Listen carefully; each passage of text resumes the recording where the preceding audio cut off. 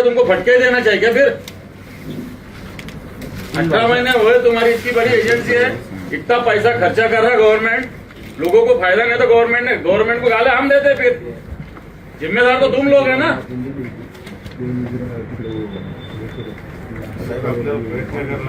एक काम करू घ्या, नाही प्रपोजल ऑडिट पाठवलं आणि सगळं आम्ही बोलून सर पोझिशन 4 महिन्यात काय पोझिशन, 6 महिन्यात काय पोझिशन बघितली का तुम्ही? सर आपण मग दुसरं पत्र पाठवलं काय होतं? तुम्हाला काय पत्र पाठवायला येतं तुमच्या अपॉइंटमेंट आहे का? सर मिटिंगा घेतल्या त्यांच्या, त्या हिशोबाने आम्ही झालं काय ते सांगा. बाकी पत्र पाठवलं मिटिंग झालं काय सांगता तुम्ही? सर आम्ही टर्मिनेट करायचं प्रपोजल ऑलरेडी एचओला दिले. त्यांनी प्रश्न सुटणार आहे का? नवीन एजन्सी नेमायला तुम्हाला 18 महिने अजून लागेल. काय गोष्टी करता तुम्ही? टर्मिनेट करायचं, टर्मिनेट करण्यात प्रश्न सुटत असतो. पुन्हा नवीन एजन्सी नेमायलाच 18 महिने लागतील तुम्हाला. मग ते तर आहे, पण ते एजन्सी काम नाही करू लागली सर. काय नाही बोगस एजन्सी आम्हाला परेशान व्हायला लागले. अनेक वेळा फोन लावा, फोन घेतली. खासदार साहेब हे जे एजन्सी ठरलेले आहेत त्यांच्या नावावर दुसरे काम करतात, हो. म्हणून या गोष्टी होतात. हे सांगत नाही लोक.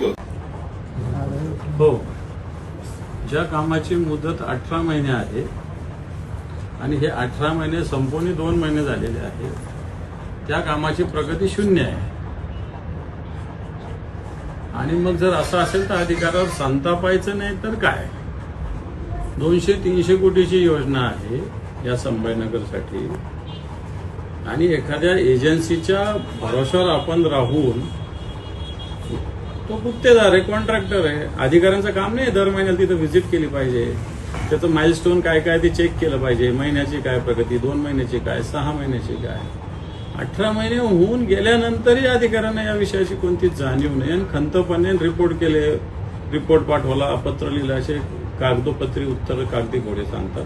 म्हणून मला असं वाटतं मी त्यांना चांगल्या पद्धतीने फैलावर घेतलं. कुठल्या योजनेवरती ओव्हरऑल वेगवेगळ्या पद्धतीनं सौर ऊर्जेचे जे प्रकल्प चालू आहे, त्याच्यानंतर अन्य केंद्राच्या योजनेचे जे प्रकल्प चालू आहे, या सगळ्या योजनेला निधी तर भरपूर आहे, परंतु काम प्रत्यक्ष 0 आहे ना. आणि जनतेला, संभाजीनगर शहरासारख्या शहरातील जनतेला आत्ताच्या वेळेला लोड शेडिंग नाही, पण लोड शेडिंगला सामोरं जावं लागतं. रात्री 12 वाजता 1 वाजता लाईट जाते. ग्रामीण भागात तसंच आहे शेतकऱ्यांसाठी. आणि मग अशा पद्धतीने नेमकं लाईट कुठं जाते आणि अधिकारी काय करतात या सगळ्या प्रकल्पाचं. आणि म्हणून जी खासदारांच्या अध्यक्षकारी बैठक होती ती खूप दिवसांनी झाली आज, म्हणून त्याच्यामध्ये मी भूमिका मांडली. जिल्ह्यात किती आवश्यक आहे सगळे रोहित बिल्डर्स? नाही, त्याचा अभ्यास नाही. जवळपास 126 शहरात आहे, 126 ग्रामीण भागामध्ये, शहरामध्ये 28 वेगवेगळे आहे. आता त्याच्यातल्या एक बिघाड झाला, अनेक बिघाड निर्माण होतात. आता काय झालं, या उन्हाळ्यामध्ये विजेची मागणी फार वाढलेली आहे, प्रचंड ऊन आहे, त्याच्यामुळे आता सामान्य माणसाच्या घरात एसी आलेली आहेत. आता लोक वाहनं चार्जिंग करतात आणि म्हणून विजेचा पुरवठा जेवढा पाहिजे तेवढा नाही. आणि त्याच्यामुळं कित्येक डीपी खराब होतात, उडतात. मग ते शेतकऱ्यांना स्वतः ट्रकमध्ये टाकून घेऊन जावं लागतात, तिथून आणावं लागतात. MSEBीने एजन्सी नेमलेली आहे, त्या कोणतंच काम करत नाही, नुसते पैसे बिल उचलतात, त्याच्याकडे सगळे दुर्लक्ष करतात. मनोज जरांगे पाटलांनी आज आंतरवलीसाठी बैठक घेतली आणि पुन्हा 30 मे पासून ते उपोषण करणार. मी अजून माहिती नाही घेतली, परंतु मला असं वाटतं त्यांनी जे मागण्या मंजूर झाल्या होत्या त्याची अंमलबजावणी अजून पाहिजे तशी झालेली नाही, म्हणून त्यांनी उपोषणाचा मार्ग अवलंबत असतील. सरसकट गुन्हे मागे घ्या, स्वतंत्र मंत्रिमंडळाची स्थापना करा, अशी मागणी केली. ठीक आहे, त्यांच्या मागण्यावर सरकारने विचार करावा. अजित पवारांच्या राष्ट्रवादीचा अंतर्गत होता, आता शरद पवारांपर्यंत जाऊन पोहोचलाय.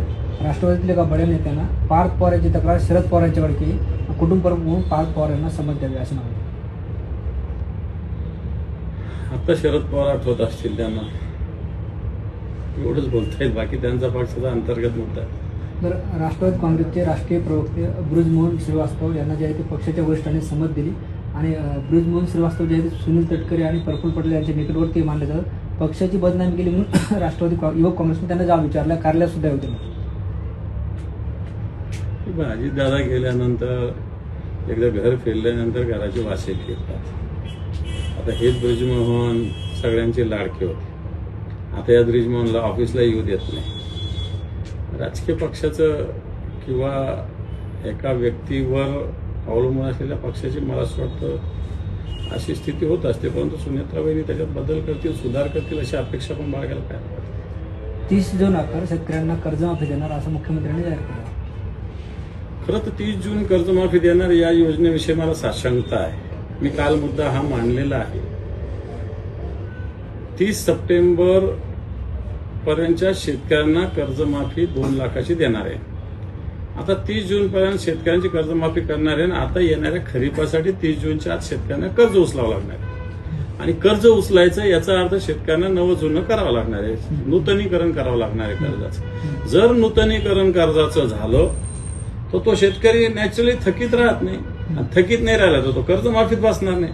आणि म्हणून माझं मत असं आहे, मुख्यमंत्री किंवा सरकार शेतकऱ्याला फसवतात आत्ताच्या घडीला, असं माझं मत आहे. मी काल हा मुद्दा खरीपाच्या बैठकीमध्ये मांडलेला आहे. पुन्हा योग्य व्यासपीठावर हा मुद्दा मांडला जाईल. 18 तारखेला तुम्ही कांदा उत्पादक शेतकऱ्यांसंदर्भात आंदोलन करणार आहे. मात्र आता सरकारने जे आहे ते कांद्याला 12.35 पैसे प्रति किलो दर जाहीर केला. अजून त्याच्या क्लॅरिटी आलेली नाही. किती कांदा खरेदी करणार, कोणाचा खरेदी करणार, सगळा कांदा खरेदी करणार आहे का, त्याला काही लिमिटेशन्स आहे. परंतु 12 रुपये भाव हा अतिशय तोकडा आहे. आम्ही किमान 20 रुपये भावाची मागणी केलेली आहे आणि जो बाकी नुकसान होऊ लागलेलं आहे त्याच्यावर 1500 रुपये अनुदानाची मागणी आम्ही केलेली. अजून 12 रुपयाचे सुद्धा डिटेल्स आलेले नाही. कारण मागच्या काळात अशाच पद्धतीनं कांद्याला अनुदान दिलं होतं. त्याच्यात अनेक मर्यादा ठेवल्या होत्या, मार्केट कमिटीच्या असेल, व्यापाराच्या असेल, पावत्याचा असेल, अनेक मर्यादा, अनेक त्याच्यावर म्हणजे ज्यातून कमीत कमी लोकांनाच ते मिळावा असा प्रयत्न केला होता. आणि आताही मला असं वाटतं सरकारचा प्रयत्न तसाच असेल. त्यामुळे आमचं आंदोलन 18 तारखेला होणार. अंजलिया दमन यांनी पार्थ पवार यांच्यावर टीका केली. त्या सांगतात की सध्या पार्थ पवार एनसीपीचे सर्व झाले, त्यांना असं वाटतं की तो दादा जागा घेतो. दादाची जागा कोणी घेऊ शकणार नाही. सर हिंदी में दीजिए. बिल्कुल ऐसी घटना बहुत जगह घटी है. नीट एग्जाम फिर दोबारा होने की घटना से जो विद्यार्थी है नाराज है, मेंटली भी नाराज है, क्योंकि अभी और स्टडी करना पड़ेगा. जो 2-2 साल से स्टडी कर रहे थे, अभी नया पेपर आएगा, उसके लिए और स्टडी करना पड़ेगा. लेकिन जिस प्रकार पेपर लीक हुआ पैसों की ताकत के ऊपर और गवर्नमेंट की निष्क्रियता से, मैं समझता हूँ इससे ये बच्चे ने आत्महत्या की है. ऐसी और घटना हुई या ये सामने आई है, बाकी कुछ घटनाएं सामने नहीं आई है. लेकिन मैं समझता हूँ केंद्र सरकार इसके लिए जिम्मेदार है. इसको जो जिम्मेदार है उस पर सही बोले तो पुलिस केस होना चाहिए, 302 उस पर दाखिल होना चाहिए. सर पीएम मोदी ने उन खबरों को पूरी तरह से गलत बताया है जिनमें दावा किया गया है कि केंद्र सरकार विदेश यात्रा पर टैक्स या सरचार्ज लगाने की विचार करेगी. ठीक है ना, नहीं लगा रहा तो अच्छा है. और सर अभी जो है मुख्यमंत्री देवेंद्र फडणवीस ने कहा है कि 30 जून तक किसानों की कर्ज माफी होगी. किसानों की कर्ज माफी 30 जून क्यों तारीख ठहराई है?